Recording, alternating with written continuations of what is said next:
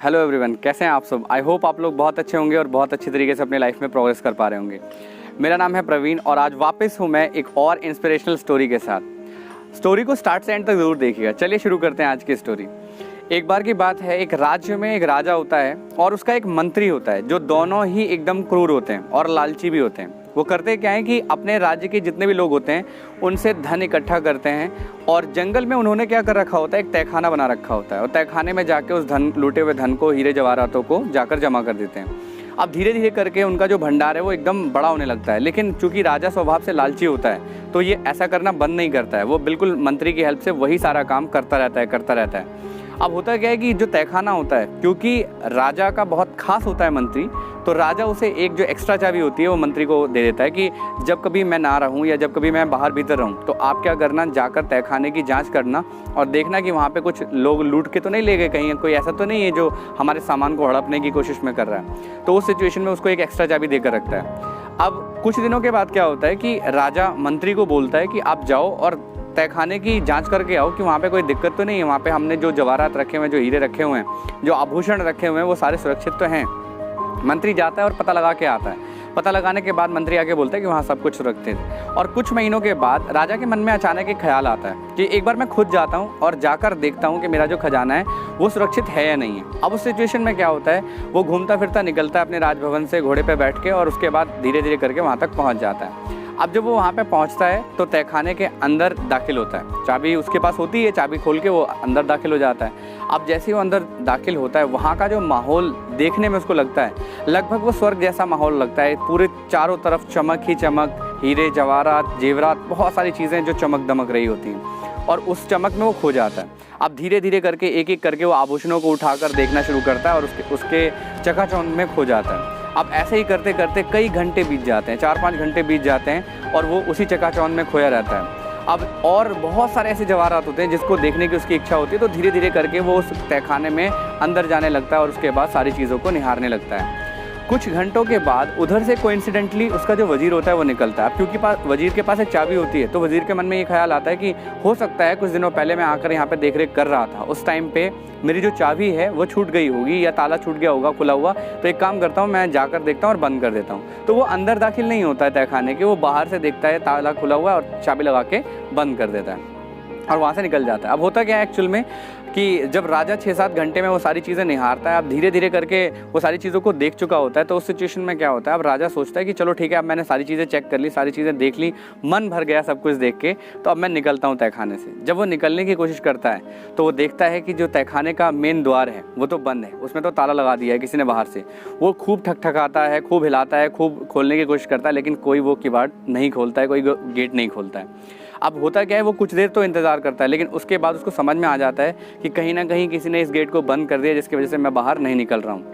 अब वो वापस उस तहखाने में आ जाता है। अब जब तहखाने में वो वापस आता है तो उसके बाद वापस से उन चीज़ों को निहारना शुरू करता है। लेकिन अब होता क्या है ना, अब धीरे धीरे उसको प्यास लग रही होती है, धीरे धीरे उसको भूख लग रही होती है, क्योंकि इस बात को करीबन 15-20 घंटे बीत चुके होते हैं और शरीर कमज़ोर पड़ने लगता है उसका। अब वो मन में ये सारी चीज़ें सोचता है कि मैं कहाँ फंस गया, किस तरीके से मैं अब बाहर निकलूँ यहाँ से।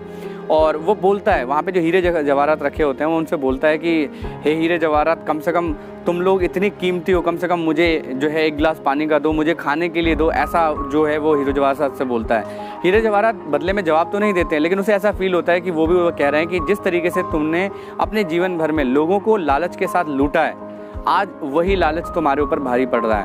वो खूब गिड़गिड़ाता है, खूब बैठा रहता है, खूब अपने मिन्नतें करता है भगवान से, लेकिन वहाँ पे कोई भी उसकी मदद के लिए नहीं आता है। अब होता क्या है कि जब उसे लग जाता है कि अब मेरा यहाँ से निकलना पॉसिबल नहीं है, कमज़ोरी भी लग रही होती है, तो एक बक्सा सा रखा होता है, वहाँ पे जो है काफ़ी सारे हीरे रखे होते हैं। अब हीरों की वो एक बिछौना टाइप का बना देता है, बेड टाइप का बना देता है और अब वो हीरे का बिछौना बनाकर उस पर लेट जाता है और लेटते लेटते उसके मन में एक ख्याल आता है कि क्यों ना जो मुझे फील हो रहा है वो लिखूं। और लिखने के लिए वहाँ पे उसके आसपास कुछ भी नहीं होता, तो वो क्या करता है, अपनी एक उंगली काटता है और उसके बाद अपने खून से वहाँ पे लिखता है। क्या लिखता है वो मैं आपको बताता हूँ। वो ये लिखता है कि हम अपनी लाइफ में जीवन भर स्टार्ट से लेकर एंड तक, हमें पता तो होता है अपने जीवन की शुरुआत से ही कि एक्चुअल में हमारे साथ ये जो धन दौलत है या सारी चीज़ें वो जाएंगी नहीं, लेकिन फिर भी हम अपनी पूरी लाइफ मेटेरियलिस्टिक चीज़ों के पीछे भागने में लगा देते हैं। ये चीज़ें वो खून से लिखता है।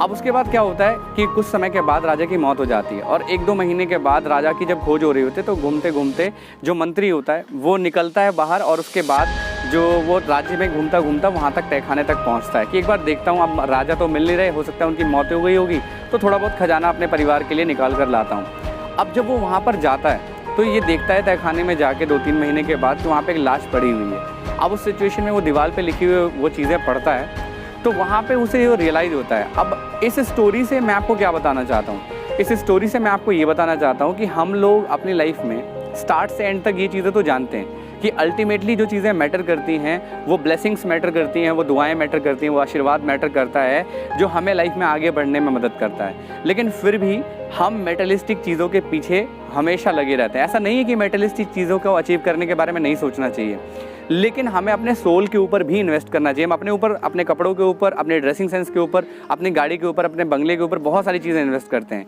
लेकिन कहीं ना कहीं हमें ये भी सोचना चाहिए कि हमें थोड़ा सा अपने सोल के ऊपर भी इन्वेस्ट करना चाहिए, अपनी आत्मा को भी उस पवित्र आत्मा की तरह बनाना चाहिए, जिससे हम लाइफ में अगर हम कभी हमारी मौत भी होती है तो उस सिचुएशन में कोई पर्सन हमें याद करे। कई बार लोग अपनी पूरी लाइफ में कुछ भी ढंग का नहीं करते हैं, लेकिन उनके माइंड में सिर्फ एक चीज़ होती है कि लोग उन्हें याद रखें। ऐसा कैसे हो सकता है? अगर आप अपनी लाइफ में अच्छा नहीं करेंगे, लोगों की मदद नहीं करते हैं, लोगों की ब्लेसिंग्स नहीं कमाते हैं, तो ऐसा आपके लिए होना पॉसिबल नहीं है। आई होप इस स्टोरी के ज़रिए जो मैसेज मैं देना चाहता था वो आपको मिल गया होगा। अगर आप हमारे चैनल पर नए हैं और पहली बार आए हैं तो चैनल को सब्सक्राइब कर लीजिए और बेल आइकन को प्रेस कर दीजिए, क्योंकि इस तरीके की स्टोरीज़ हमारे चैनल पे बराबर अपलोड होती रहती हैं, जिसके मदद से आप अपनी लाइफ में कुछ अच्छा कर सकते हैं, या शायद ये स्टोरीज़ आपकी लाइफ में आपके बिहेवियर को इन्फ्लुएंस करने में थोड़ा सा हेल्प करेंगी। आई होप इस स्टोरी का मैसेज आपको समझ में आ गया होगा। So thank you so much for watching this story. Thank you so much.